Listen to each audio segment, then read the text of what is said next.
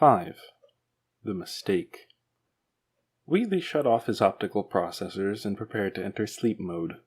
After her talk with Aaron, Chell had led the way back to her own small house on the corner. Nobody locked their doors in Eden, apparently, and Chell, who was nothing if not adaptable, hadn't locked hers when she'd set out for the facility.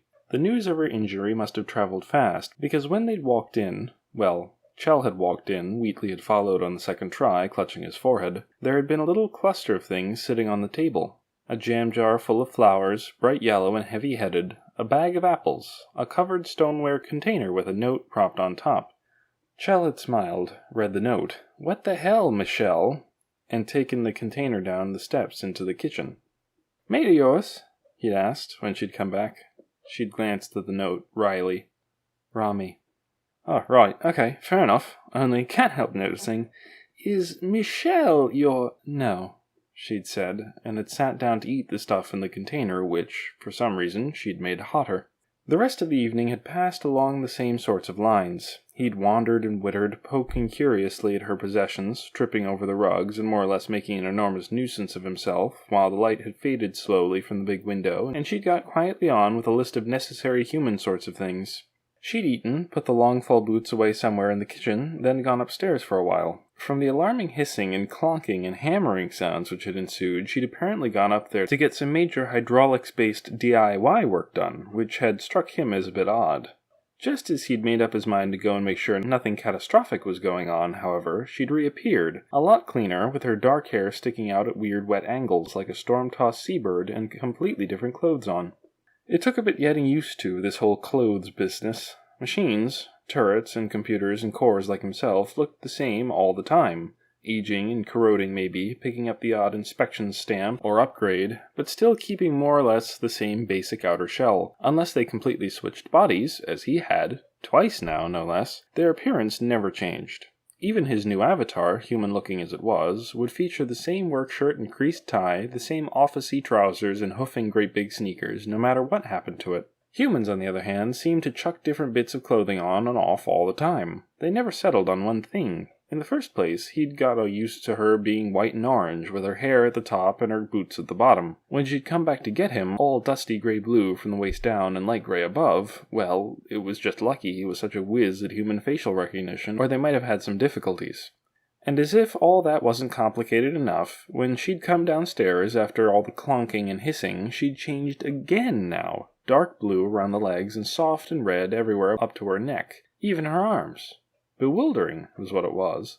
She'd look better afterwards, though, mad hair notwithstanding. With all the grime washed away, it was easy to see that she looked much healthier now than she had 4 years ago. He'd always had this sort of suspicion that humans weren't really supposed to be sickly pale and grey around the eyes and pink-blue around the fingers and noses, and it looked like he'd been right. She had a new way of holding herself now, as well, a new liveliness which somehow made her look even more like she was about to take a running jump and kick the universe in the teeth than she had before.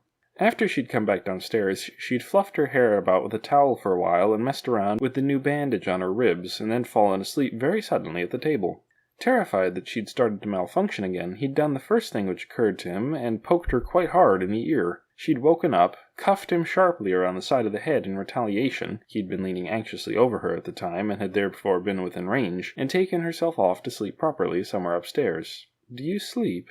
she'd asked, just before she'd set off up the tiny staircase.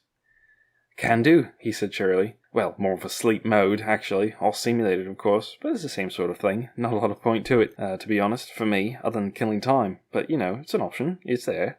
"So's the sofa," she'd observed, and left him to it.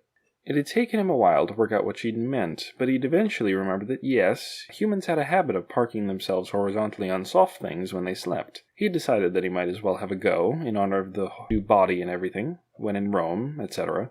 It was all going fairly well, he felt. He was free, first and foremost, and while technically he'd been free for the last 4 years, he didn't exactly feel like he could count it as freedom.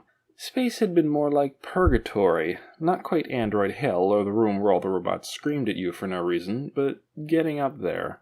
Maybe not equivalent to her reign of terror, but still 4 years of miserable, featureless nothing. This, on the other hand, was the real deal. He was free, outside, and the fact that he wasn't dead was just the icing on the cake. Not only that, but she wasn't dead either. and on the face of it, she didn't seem to quite hate him as much as he'd expected her to. She was even talking to him now, saying actual words, sentences even, and since this was more than any other human being had done for nearly as long as he could remember, he couldn't help feeling way ahead of the curve. He settled back on the sagging sofa, which was a good deal too short for him and necessitated a sort of sideways position, curled like a hedgehog who couldn't be bothered to roll up properly. It was true that, on paper, sleep mode was more or less pointless. It was just an energy conservation setting, not much different from the one which let him touch things without burning them in his new light-based body. He certainly didn't need to conserve power. The thing ran off sunlight, as far as he could make out, which meant that as long as that big blazing ball up there put in an appearance every so often, he was good to go. For Wheatley, however, sleep mode had probably been the only thing which had kept him sane, stopped him from going utterly scenery-chewing bonkers over those days and months and years and decades when the only alternative had been the long, empty maintenance tracks, his own voice echoing off the walls, and the silence and decay of the dormant facility. He curled up a little more. It was still very strange to him to be all long and angular instead of small and round and cornerless, and slept. Sleep mode activated. Error. File incomplete. Accessing. He stretched, his fingertips brushing the gray tile ceiling, then settled back into his chair and trundled the squeaky wheels back into the grooves worn in the carpet. The little clock on the shelf above his desk read 3:21, and had for the last 4 hours. It wasn't the most accurate little thing, and tended to have problems with numbers larger than 7. He was used to interpreting it, and by his calculations, half maths and half wishful thinking, this meant it was nearly 11 o'clock. It was funny how a single moment could completely change your idea of job satisfaction. He'd spent the majority of the last few years of his life in this little cubicle, with its clunky computer and the technical manuals hidden everywhere he could find space for them. Just him and his to-do list, and his little drinky bird bobbing away under the calendar he'd pinned to the partition. Every weekday, from 9 to 6 and 3 on Saturdays, regular as clockwork, reviewing the buggy code his computer flagged up for him, fixing it as much as he could, and then, select, send, off it went to the pool to be picked up and polished by someone who actually knew what they were doing. As jobs went, his was about as technically difficult and vital to Aperture Laboratories as that of the guy who polished the glass bits on the front of the vending machines. A monkey could do it. A monkey had done it for a while, but the primate-assisted employee reduction scheme hadn't really panned out that well in the end, and besides, the monkeys had wanted better working conditions. He didn't mind. It was a necessary job in its own small way, and besides, he was only hanging on to it until something better came along. Until higher-ups got around to having a look at all the amazing ideas he kept sending them and realized that if they really wanted to get things done around here, they couldn't do better than come to him. He was going places, he was, any day now, and it wasn't all bad in the meantime. He had his own little cubicle and his own pens, and okay, he had issues with the company's laughable notion of proper legroom, but some people didn't even have a desk, so he could hardly complain. As he settled back, his elbow caught the edge of the desk, making his monitor wobble and knocking a plastic fork into the shredder. Everything was stacked precariously up against everything else in his messy, tiny cubicle, and small stationary-based catastrophes like this happened on a fairly regular basis. It made a horrendous noise, and he nearly fell off the squeaky chair altogether in his hurry to lunge for the plug before it could chew the whole thing up and choke on it. He stood up to get another fork, glanced absently over the partition in the direction of the photocopier, and fell helplessly, hopelessly in love. There was a girl by the photocopier. She was taking things one by one out of a red plastic crate wedged against her hip and lining them up on the small table by the machine. She was neatly and casually dressed, with dark hair and a ponytail and the most serious, most intense, most amazing eyes he'd ever seen in his life. He'd never seen her before. He had no idea what she was doing there, and was in no state of mind to be able to work it out from the clues available. Having spent the last 36 years or so prior to this moment fairly convinced that the idea of love at first sight was a nice sort of thing in concept, but probably didn't really exist, it was extremely disconcerting to discover that he had been completely wrong. The shock had a serious impact on him. It had certainly had a serious impact on his little clock, which he promptly knocked off its shelf and into a half-eaten cup noodle in his hurry to duck down below the level of the partition before something awful happened, like her happening to look up from her crate and spotting him. He waited a moment, heart stuck in his mouth like a large inconvenient gobstopper, then dived across the aisle into the cubicle across the way. "Who's she?" "Jesus Christ, learn to knock! Who's who?" "The girl by the photocopier." What, the bagel girl? No idea. Look, I'm really busy right now. I've got a deadline, and between you and me, my team leader stopped coming in to work last week, so I'm kind of... Bagel. Wait. Hold on, rewind. What bagel girl? We've never had bagels. Nobody told me anything about bagels. Since when did that happen?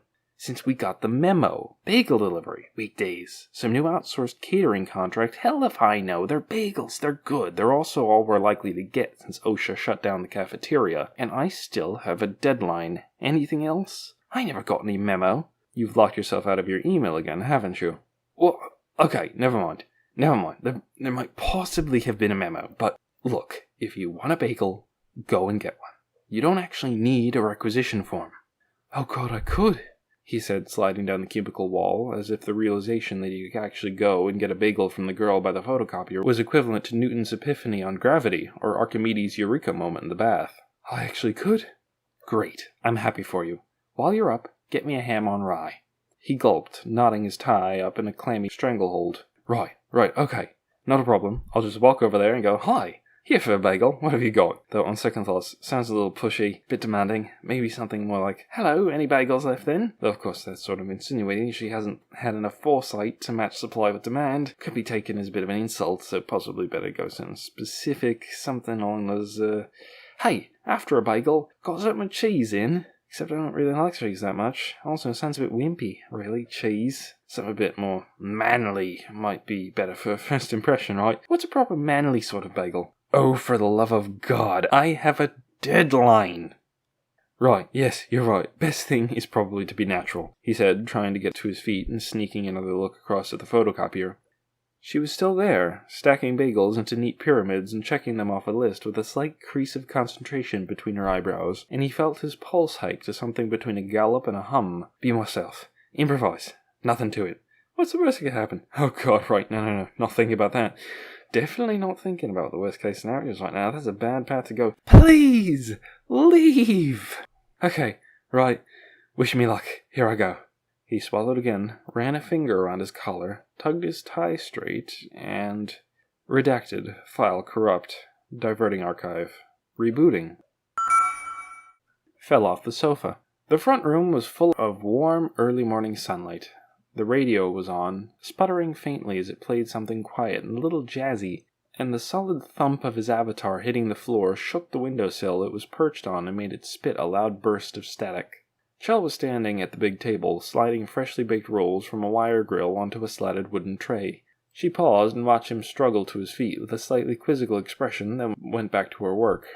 There was flour on her nose, and her shirt, gray this time, no sleeves, she'd changed again, and it looked like she'd been up for some time.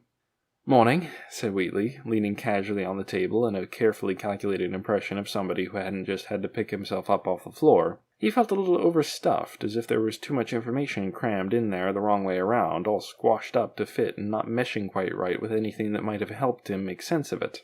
Hey, guess what? You were in my dream! Just remembered. Don't know what it was about, really, but you were definitely in it. You and something about... I don't know, bagels, possibly? Yeah, you and bagels. Pretty sure those are most salient details. Eerie. Wincing a little, she leaned across the table for a thing that looked like a very puffy, patchwork pair of gloves sewn together at the wrists. It was slightly out of her reach, and Wheatley grabbed it for her, passed it across, kept talking. Wonder what that means. You know, symbolism and that. If you had one of those, dream dictionaries, I think they're called, we could look it up. The bagels, I mean, not you. You wouldn't be in there, obviously. Not unless it was an uncannily specific sort of dream dictionary. Although, to be fair, I think you were more important than the bagels in the dream itself. Maybe there'd be an entry of something like mysterious and taciturn female, or short, dark stranger, or pretty human with the baked... No, of course, when I say pretty, I am of course referring to your basic human aesthetical, social, ideological ideas of beauty. Not, obviously, not presuming to make any judgment calls on the subject myself. Although if I did, I'd probably still, Wheatley trailed off. She'd stopped stacking rolls into a second layer in the crate and was looking at him again, a small crease between her eyebrows. Is it me? Or is it bloody hot in here? I don't think it's just me. I think this little device I'm in hasn't got a fan or anything. You know, no onboard cooling systems whatsoever. So it's a legitimate concern. I could seriously be overheating my whole central processor here. In fact, you know what? Just to be safe, I think I'll go and get a bit of fresh air. Back in a tick. He lunged for the door, which mercifully she'd propped open. The front door of the little bakery opened directly out on a wide, grassless, half-paved area surrounded by other buildings. He hadn't paid a lot of attention to it last night. They'd only skirted it briefly, and he'd been anxious to get out of the gathering darkness and into somewhere with functioning electric light. But now he had a better look. It occurred to him that this was probably the hub of the town, whatever you called one of those. A sort of central square, except it was more of a flattened half-circle, really. A worn-down widening around the place where the roads met. Wheatley let out a pointless breath and parked himself on the curb outside Shell's front door. Her home, like most of the other buildings around the edge of the square, squashed circle, whatever, had a sort of stitched-together look from the outside, the same piecemeal appearance as the red brick hall with its rickety bell tower across the way, as if it had been based on an older structure left half-standing before she, or some other industrious human, had come along and patched it up. "All right, that was a bit weird," he said, propping his chin on his knees. "Don't think she noticed anything, though. I think I might have gotten away with that. Just about smooth." He certainly hadn't intended to steer the conversation, to him his rambling and her silence was a conversation, into such a perilous area. He had a vague suspicion that what he'd dreamed, whatever he'd dreamed, was to blame. He couldn't remember it properly for the life of him, but he remembered seeing her, and the way he'd felt, as if, well, as utterly daft as it was, as if he'd...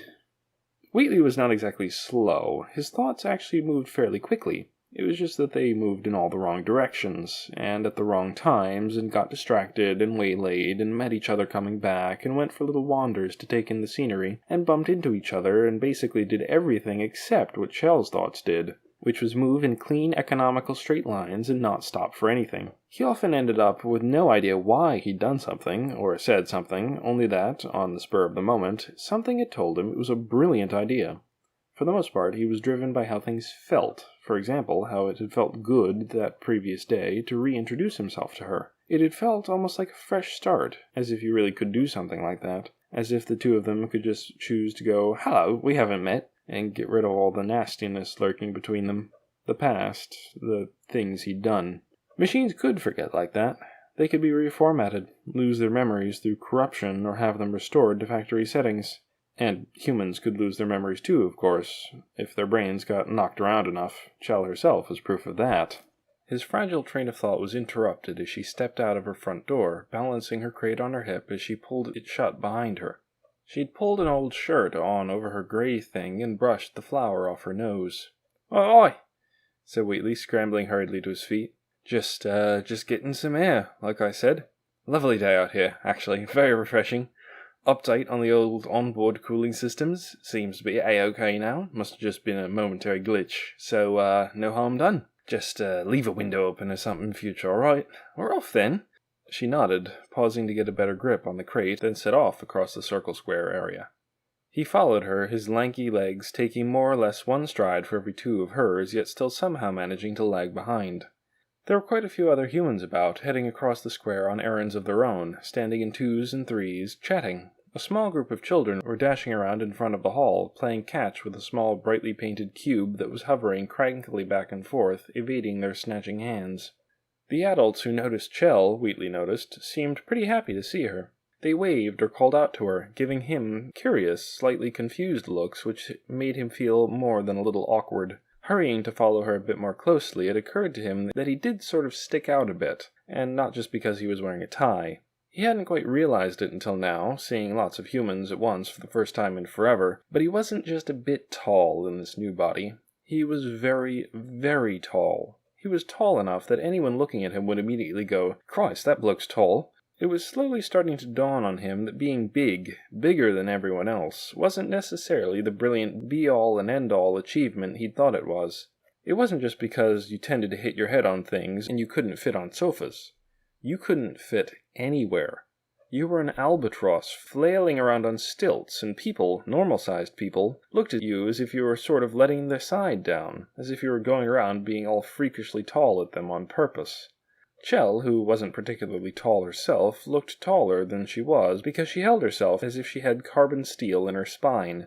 Wheatley, on the other hand, found himself doing the opposite, stooping a bit as he hurried after her, apologizing for all 6 feet and 7 inches with a perpetual half-embarrassed, half-hearted shrug. Amazing, all this. Proper ingenious. All this architecture, freestanding structures, windows, doors, you name it, all over the place. It's not as if you can just go, oh, fancy a wall over there, and toss up a few panels, job done, is it? All this, basically made out of dirt and bits of rock.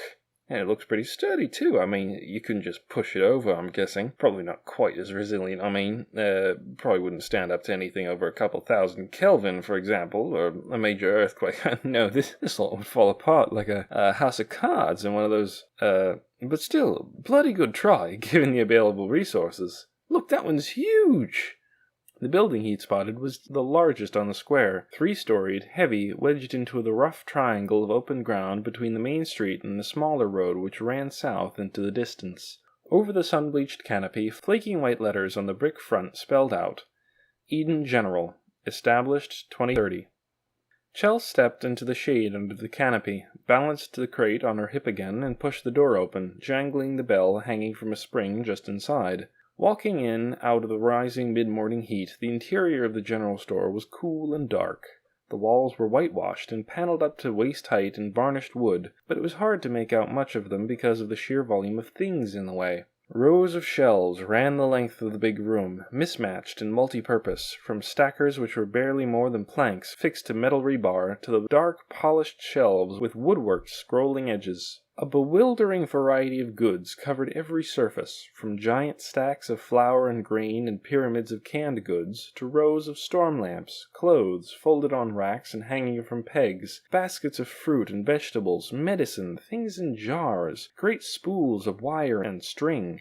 Signs hung everywhere, some hand-lettered, some printed in big black inky letters, as if they'd been hammered out on a giant typewriter with a slightly dodgy letter E.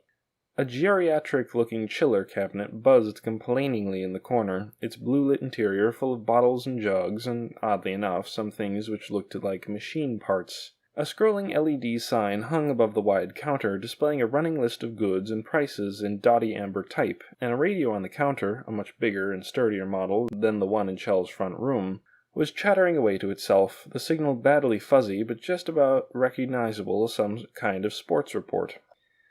Aaron Halifax was leaning across the counter, browsing through a seed catalogue as thick as a housebrick with a young woman about Chell's age, who had her back to her and was dividing her attention between poking various pictures of vegetables in the catalogue, talking, and restraining a black and white collie, which seemed to be harboring an unrealistic conviction that by jumping like a mad four-legged kangaroo it would be able to reach the large side of bacon hanging from the rafters by the chiller cabinet.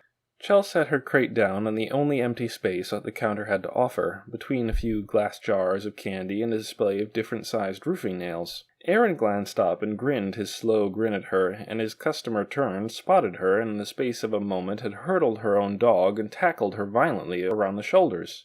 "Chell!" Chell managed to absorb the impact without falling over the crate of potatoes behind her, although it was a near thing. The collie bounced around her legs, sniffed Wheatley's ankles suspiciously, then flattened its ears and backed off, making a low noise like a gear skipping. Wheatley stepped hurriedly behind Chell. "What happened to you, Duke?" The woman grabbed the collie's collar. "Sit down! What happened to you? Vic said you'd been shot and no— Duke, bad. And nobody around here will give me a straight answer, let alone General Halifax here, and I might as well be talking to a— "Romy," said Chell, disentangling herself. "I'm fine. Thanks for the soup." "You and I have a very different definition of fine, Michelle. Don't expect soup next time you show up dead out of nowhere and don't even tell anyone where you're going. I'll tell you that right now." "I don't get soup if I'm dead," said Chell dryly. "Noted." "Aaron, not to butt in or anything," said Wheatley, who was watching the bristling collie with some alarm, "but what is that thing, exactly?" "What's what thing?" said Romy, who appeared to only have just noticed that Wheatley was there at all. "Where'd this guy fall from?" "Oh, recently? About 240,000 miles. Ouch!" "This is Wheatley," said Chell a little too quickly. "Yeah, specifically, that was my shin. Just because it's not actually there in terms of conventional matter-based physics doesn't mean you can go mashing your foot into it whenever you like. Cheers." He eyed Duke with dislike. So it's a dog, is it? Is it, for anything in particular? Got any useful function, apart from making noise and looking like it needs a haircut? Chell was starting to feel like she might be getting a headache. Romy was staring at Wheatley, appropriately enough, as if he had just landed from the moon, as were most of Aaron's other customers who had witnessed the exchange so far. Chell didn't like to be anywhere near the center of attention at the best of times, and she really did not feel in the mood to start trucking out a load of long-winded explanations to everyone who happened to be in earshot, particularly when the whole thing came dangerously near to the topic which was still giving her cold sweats about broaching with anyone here even now. Fortunately, Aaron had spotted her discomfort, and he chose this moment to close the seed catalogue and come around the corner to collect the crate of rolls. "If you can't get Duke to behave in my store, Miss Hatfield, I'm going to have to ask you to tie him up outside." Romy looked as if she might have argued, but Duke chose that moment to make a sudden stiff-legged sort of lunge at Wheatley's ankle, stepping the hitched gear noise up to something closer to a revving engine. Wheatley yelped and backed into a pyramid of paint cans, which were luckily too well stacked to even wobble. "Duke! I don't know what the matter is with the dumb Jason! Max, get up here and take Duke out front!" A couple of small boys, who up until this point had been engaged in tearing up and down the furthest aisle and murdering each other with brightly painted wooden ray guns, came racing up to the front of the store and grabbed the growling collie by the collar. "Hey, it's Chell! Eliotton said you were dead." Chell shrugged at them. "I got better." "Whoa, who's that guy? Is he a giant? He's like a strider." "No, I'm not," Wheatley told them, loftily, unflattening himself from the paint cans and straightening his tie. "Whatever one of those is. Incidentally, are you clones, by any chance? Because I was under the impression that cloning technology wasn't really conventionally sanctioned beyond—" "We're twins," said Max, staring up at Wheatley. "Why are you so tall?" "Max," said Romy, in the same voice she'd used on the collie. "I'm only asking." "Well, I just am, all right," said Wheatley, who was starting to get a bit annoyed, mostly out of self-consciousness. "No need to go on about it, really, is there? I mean, what about you? Why are you so ginger?" "What's that on your shirt?" said Jason. Wheatley looked down at the Aperture logo on his front pocket. It was smallish, and in an unobtrusive sort of gray, but he still wasn't amazingly happy with it being there for all to see. He stuck his hand over it. Just a logo. Doesn't mean anything in particular. So you're twins, are you? I've heard about this, actually. Which one of you's the evil one, just for future reference?" "He is," chorused the twins, immediately pointing at each other. They grabbed the collie's collar again, and, giggling, dragged him out of the store. "They get that question a lot," said Romy, as the door jingled shut behind them. "I think they rehearse."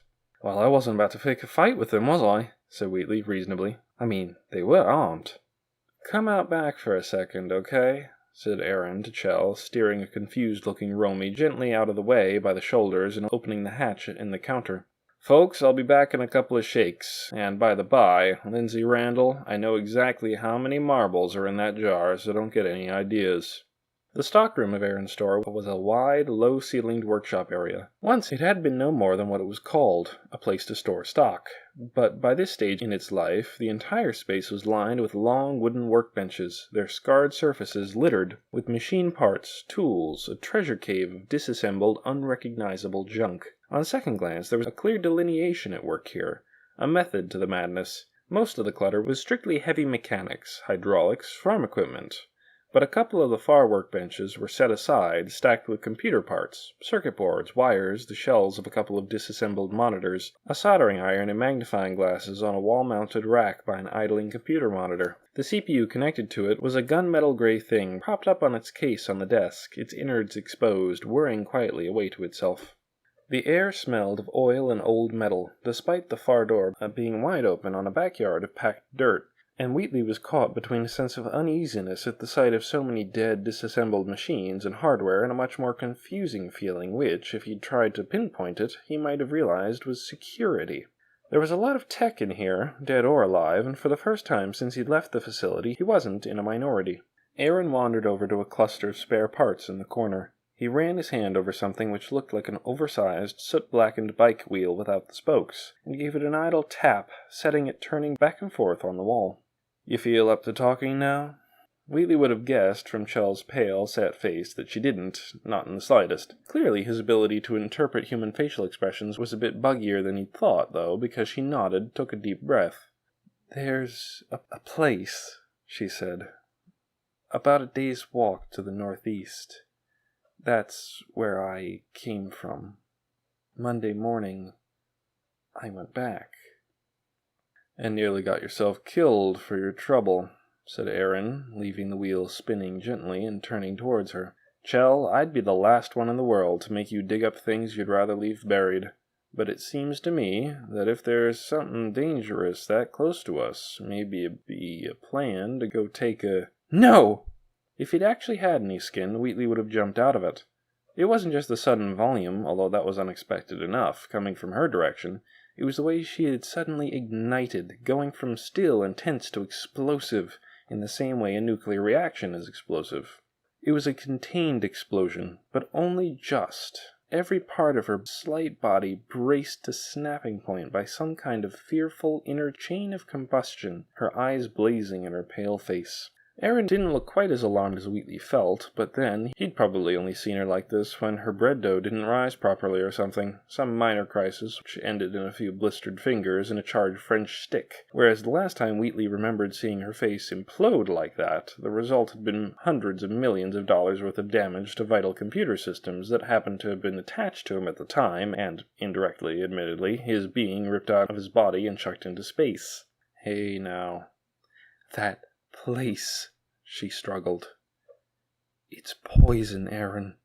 Leave it alone." She looked up wildly, as if she'd forgotten for a moment that there was anyone else there at all, and caught Wheatley's eye. He really would have been much happier if she hadn't, just then. As scary brilliant as it was when she got worked up like this, it was the kind of grand, awe-inspiring force of nature you felt better watching from the safety of a concrete bunker a few miles away, and if anyone happened to have a pair of those special smoked glasses lying around, spare in there as well, that would be ideal. "Wheatley, tell him."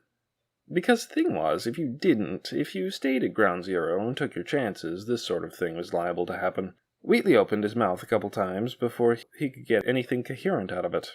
Wait, what? What? Tell him what?" She shot him a look so white-hot and deadly that he suddenly wished very much that he was a sphere again, and could roll his optic nearly all the way into his inner shell and put a layer of mostly impenetrable metal between himself and her. He cringed. Right, understood. Got it. Got you. Tell him. All right. Well, like she said, it's a place. It's underground. It's bloody huge. Goes down for... And look, I don't really want to get into it, to be honest. I'd sort of much rather not. Can't you just... He glanced appealingly at her, which was a mistake, because it allowed him to get a better look at her expression. All right, bloody hell. Where was I? Right. It goes on for miles. Bottomless, really. As soon as you think you've got it all mapped out, whoops, that's that over there. It's a whole other bit. And it moves around, so you can't really map it out anyway. Shifts about. Like a big sort of Rubik's Cube. And I don't know about you, but I personally never could get a hang of those. Needs fingers. See, something that I use a whole sort of manual dexterity thing, which up until recently I did not actually have. Not that that's particularly relevant one way or the other, but he swallowed, twisting his hands around each other. If he was attempting to demonstrate his new manual dexterity, he wasn't doing it very well. But it's not that you need to worry about. I mean, yeah, you could get lost if you wandered in there, but, well, you probably would get lost if you wandered in there, actually. Get stuck somewhere with no way out and starve to death if you were lucky, or fall down a pit or something. But that's sort of the best case scenario, because of her. He stammered on, a blinking, twitching, nervous mess, far too caught up in the nightmare he was describing to try and temper it with any trace of his usual false bravado. Just speaking about the facility, about her, hearing his own voice shakily describe everything he tries so hard to escape, was nearly as bad as actually being back there. He wanted to stop, but he simply didn't have the nerve. Not while she was still glaring at him like that, as if daring him to make another objection. And she's a proper lunatic. I'm not kidding. She's not human, by the way. Making that absolutely clear. She is nothing like you lot, and she controls everything down there. Being in there is it's like being in her mind. And she's a genius squared by I don't know how many times. And she's totally flaming bonkers. And she bloody hates you.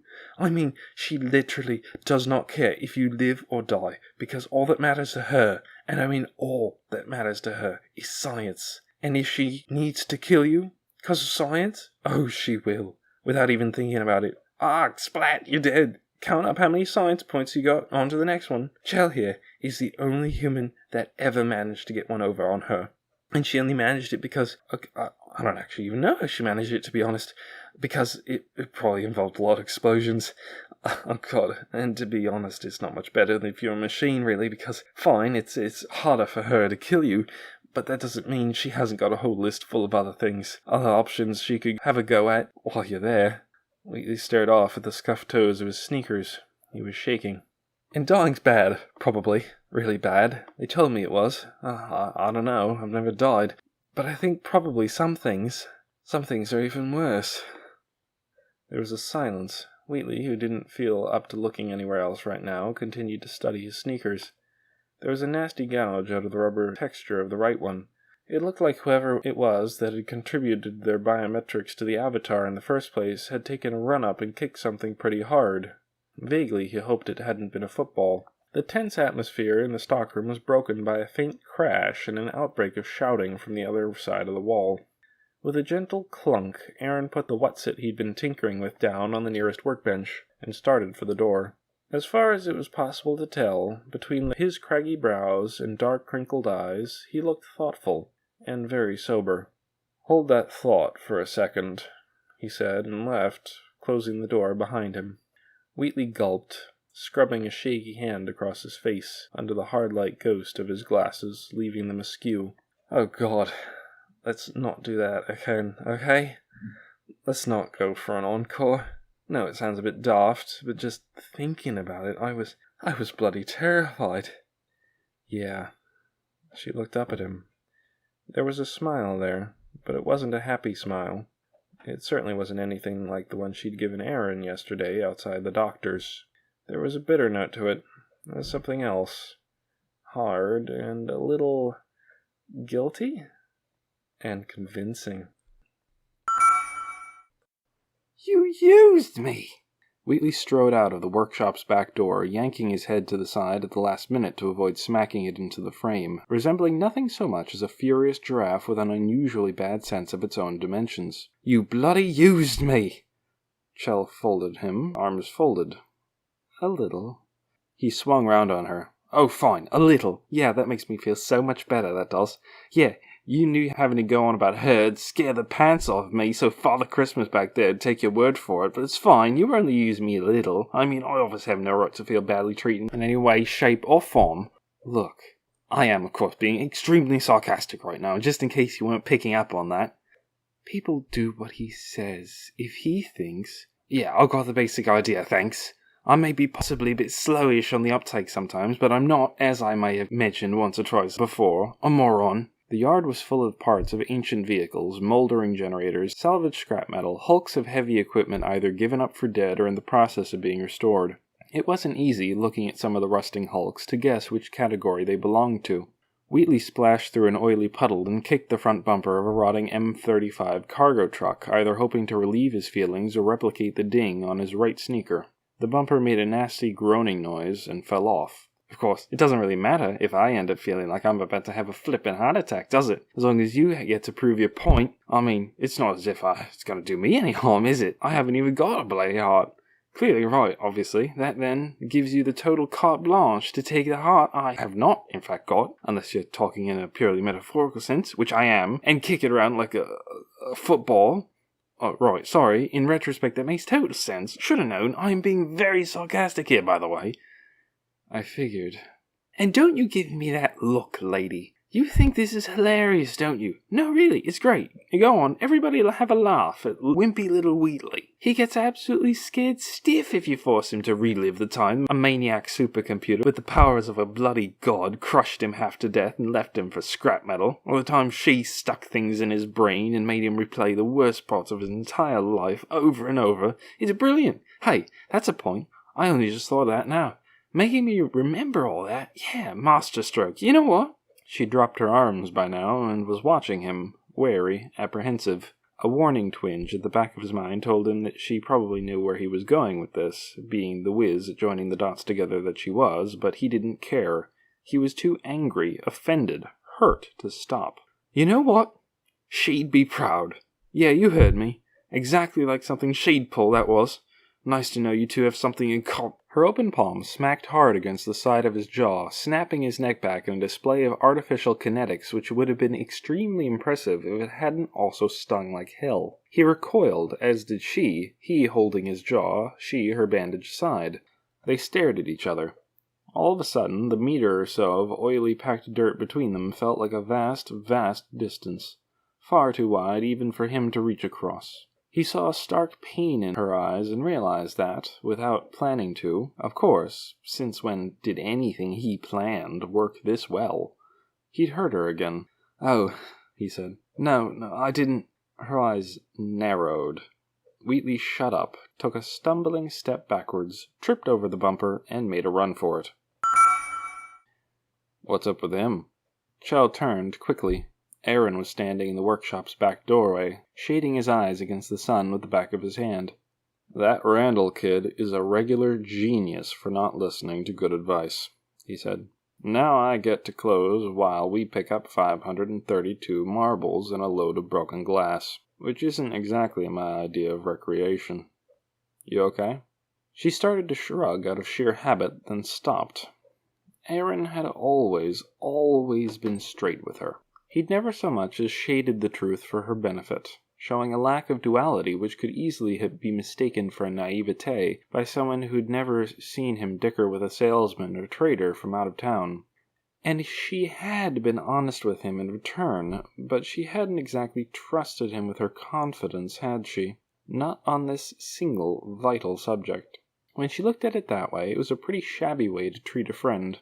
And as for Wheatley, yes, he was a hypocrite of unbelievable proportions to accuse her of using him, while being so stunningly blind to the irony of it. But the horrible thing was, he had a point. It was a small, crooked sort of point, and it needed sharpening, but it was there. She'd seen his fear, his reluctance, and she'd forced him anyway because she'd known he'd make a convincing spectacle. But it was for a good reason. She shook her head. She didn't know how to explain to Aaron that she was having to fight off the growing feeling that she'd managed to live among humans for 4 years without actually managing to become any more humane. It sat in her stomach like a stone in the bottom of a pond, flat and murky, sickish. Didn't think so. Aaron was watching her closely. He reached into the pocket of his shirt and pulled out a little book, leather-bound, scarred and weathered and carefully stitched together. "Here, I was looking through this old thing last night. My dad's old journal. He was just a kid then, back when this place was just a heap of rubble in the road." Taking his time, he leafed through a couple of the soft yellowed pages. "I ever tell you my granddaddy used to run supply caches for the Resistance?" The Resistance. It was a powerful, evocative phrase even now. The people who had stood up for humanity in its darkest hour were regarded as near mythical heroes, and their stories struck a chord even for Chell, who'd never even known they'd existed until 4 years ago. She was, after all, pretty damn resistant herself. Most of the time, she chalked up the loss of her memory as a mercy, plain and simple. The world had changed beyond recognition while she'd been in cryosleep in the relaxation center. If she'd had memories, friends, family, a home, a life. As it was, she had nothing to tie her to the world which had existed before the Combine invasion, before the 7-hour war, the portal storms, the Resistance liberation of Earth, and she was practical enough to be grateful. She couldn't even imagine how much harder it would have been, walking out into a world where everything she'd known was gone forever, and having to live the rest of her life knowing what she'd lost. The way it was, she'd had a lot to learn when she'd first arrived in the gentle little community of Eden, but then, what the hell was she, if not a quick learner? She'd absorbed as much as she could, as much as was relevant to her new life, and trusted that she'd pick up the rest over time. She'd never seen a Vortigaunt face to face, or traveled any further than New Detroit, but she had as good a grasp of the history as any of them, and after the things she'd faced in the facility, none of it had fazed her that much. It actually had been the smaller things that had been harder to relearn, the trivial little things which should, by all logic, have been easy to get the hang of. Proportion had been the difficulty, mostly, having a sense of it and adjusting it to fit her new life. Hard to care that much about questions such as whether or not you should wash your hair in the morning, to frame an example, when you had previously been occupied with questions like whether or not you could sprint into cover before the turret fire took your knees off. It was only lucky that she'd found something she could really focus on, Something that felt right, that she found she could do, to connect her to her new life. Or she might have ended up finding it extremely difficult to care about anything at all. Aaron tapped his finger on an open page. Now, Dad used to help out whenever he could, and one day he was scouting around to the north when he stumbled across something kind of out of the ordinary. Said he took it for a crash site at first, downed Hunter, something like that. But it didn't quite add up. He looked at her. Talks about a big paved lot on the edge of some woods, crater in the ground, and a bunch of junk just lying around for no good reason, rusting away. Something off about it, too. Couldn't say why. But I felt like I was being watched. There might have been more to find, but I didn't stay any longer than I had to. It was no good, that place. I'm not going back. He held the book out to her. She took it and felt a cold shock go right through her, from her scalp to her toes. Halifax Sr. hadn't been much of an artist, but the faded pencil sketches under the words were clear enough.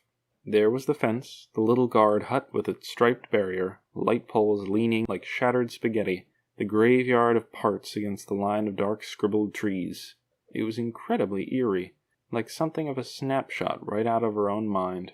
Have to admit, it never occurred to me till yesterday that my dad's no-good place and the place you came from might have been one and the same. If I thought about it at all, I guess I put it down to a jumpy kid expecting compound round every corner. If I'd known... You might have gone looking, said Chell. She was staring fixedly at the page. Thank God you didn't. He gave her a thoughtful, measuring look. That no good, huh? Her voice was fervent. Worse. Aaron was silent for a while, rubbing his eyebrow absently with a thumb.